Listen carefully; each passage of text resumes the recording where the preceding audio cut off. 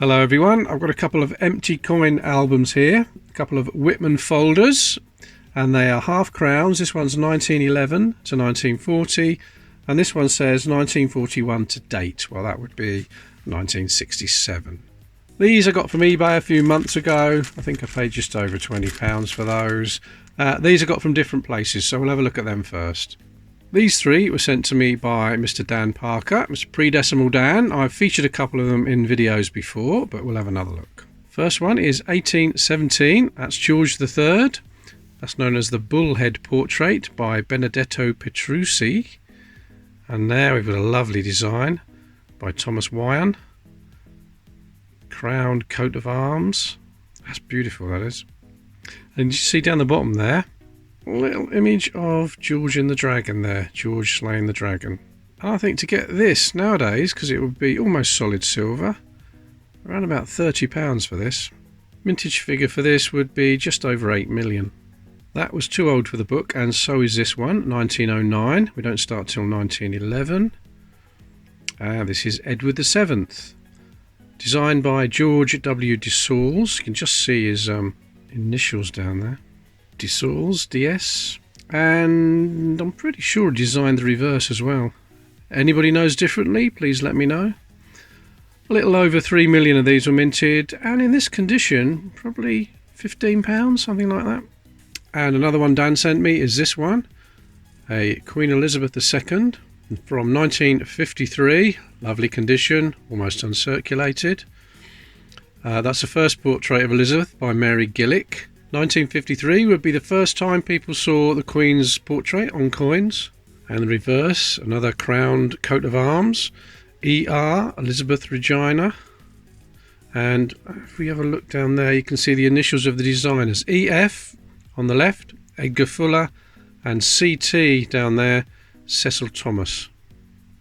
Now I could video it like this, but you can't really see the mintage figures, it's too far away, so I'll do it a bit closer and put them in individually. Lots were put into sets that year, and it also went into circulation. Because it was the first year of the Queen's portrait, lots of people kept this, so even in uncirculated condition, you'd probably get one for about £5 or £6.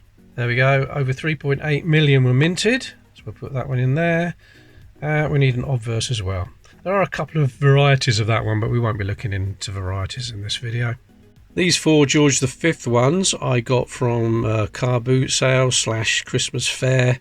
Some guy was selling coins. I think I paid £8 for the four, which isn't too bad. It's about right for that condition. Let's have a look at this one. 1923. The design is known as the Shield and Garter and was designed by George W. de Saules. Not in very good condition though, this one. And the portrait was by Bertram McKennell. This one's similar condition, 1921. We've got 1920, probably a little bit better that one. And this one, oh yeah, this one's 1929. That is a shield design, and that was designed by George Kruger Gray. Now I don't know if you can just see the K in there at the bottom of the shield, and over this side the G, so that's Kruger Gray. And this is a little bit better condition, so I would say about £4 or £5 for this one if you wanted to buy it. Start with the 1920, 17.9 million, and you see it says debased silver there. So that was the first year of the 50% silver. Before that they were 92.5% silver. 1921, 23.6 million. And the 1923, 26.3 million. And I nearly forgot the 1929, there it is, 17.6 million. Now let's see what we've got here.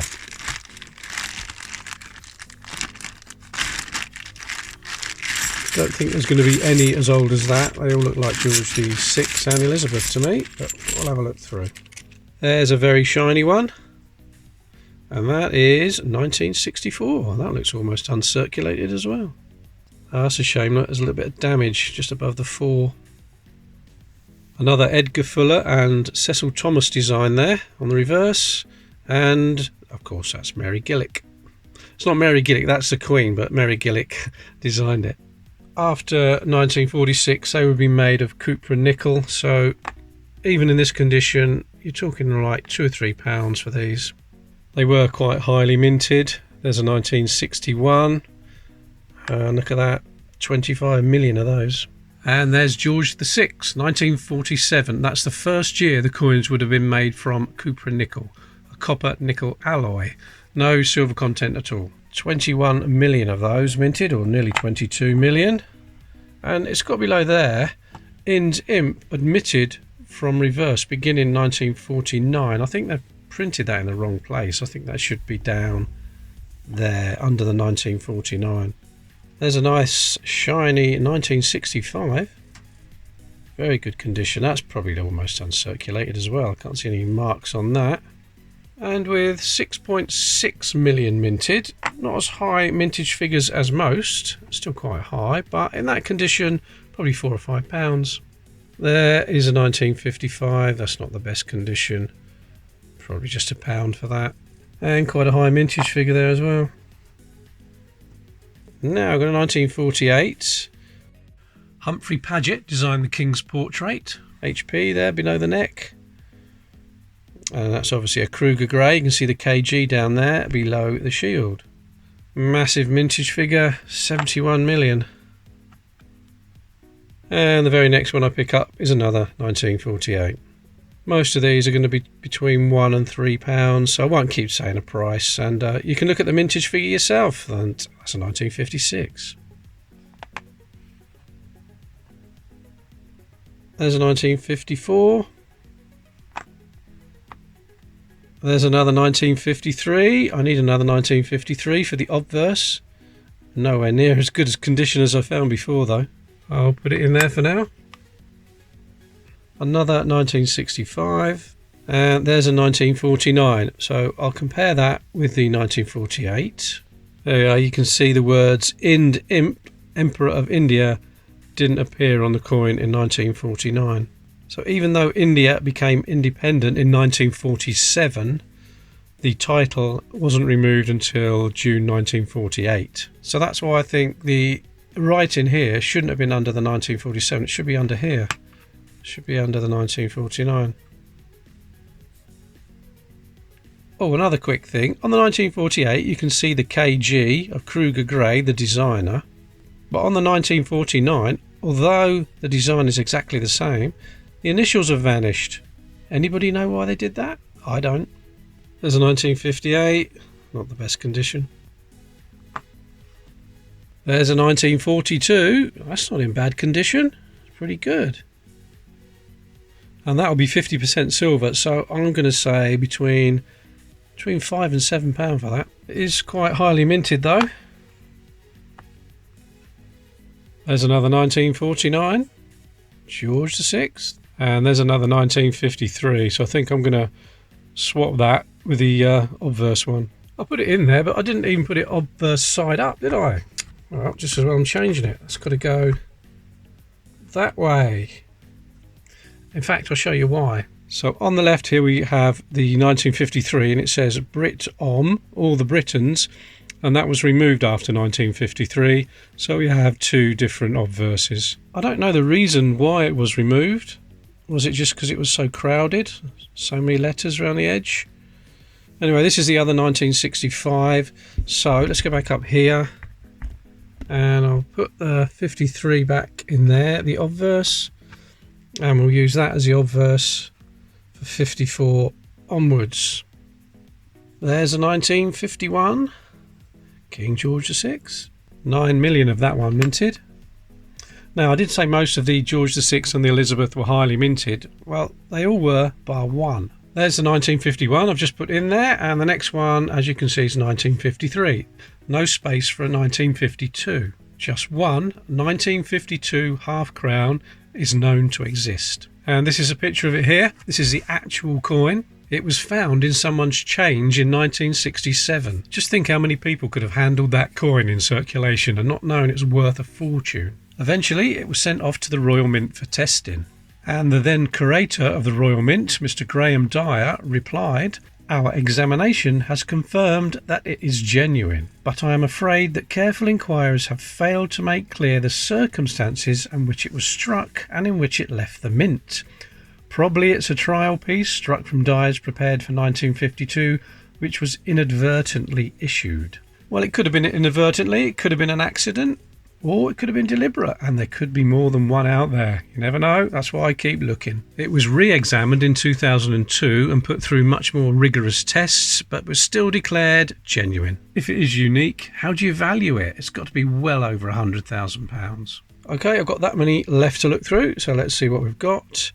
There is a 1967, so that's the last minted year of the circulating coins. There's a 1967. They didn't have a mintage figure when this book was minted, so I'll just put it over the top of there. There we go. The book was printed, not minted. What am I on about? Okay, there's a 1946. There's a 1964. We've got a 64. Got a better one than that. There's another 48. There is a 1956. Have we got that? Yes, got a 56. So we go down there. 66. Now I do believe we want a 66. Let's have a look at it. 14.8 million of that one. Another 64. Another 67. 1941. 50% silver, that one. 15.7 million of that one, so only £2 or £3 in that condition. There's another 1948. This time we've got a 1960. Don't think we've got that one yet. Nearly 20 million of that one. Okay, 1942. We've got a much better one than that already. 66. Have we got that yet? Yeah, we've got the 66. 1944. We haven't got that one yet, have we? That's another one, 50% silver, but 15 million minted, so £2 or £3 for that one. Okay, there's another 1965. 1949, already got that one. And the last one, 1956, and we've got that already. So that's all the George VI and the Elizabeths. There's a few missing. The obverse is missing. I could put that 1942 in there. That's the obverse for that one. Well, there we are. I only got 4 in the 1911 to 1940 folder, and still 7 to get in the other one. So what I'll do, I'll source some more, and then I'll come back to this video. I'll come back to these albums, and we'll carry on. Okay, that's it for this video, everybody. Thank you very much for watching. I'll see you in the next one. I do have a 1970. Obviously, that wasn't a circulating coin. I don't even know why I've got that. It's probably come out of a set. Could be a proof. I don't know. Anyway, I'll put that in there next to the 67. Please don't forget to subscribe. Look out for that 1952, and I'll see you in the next video.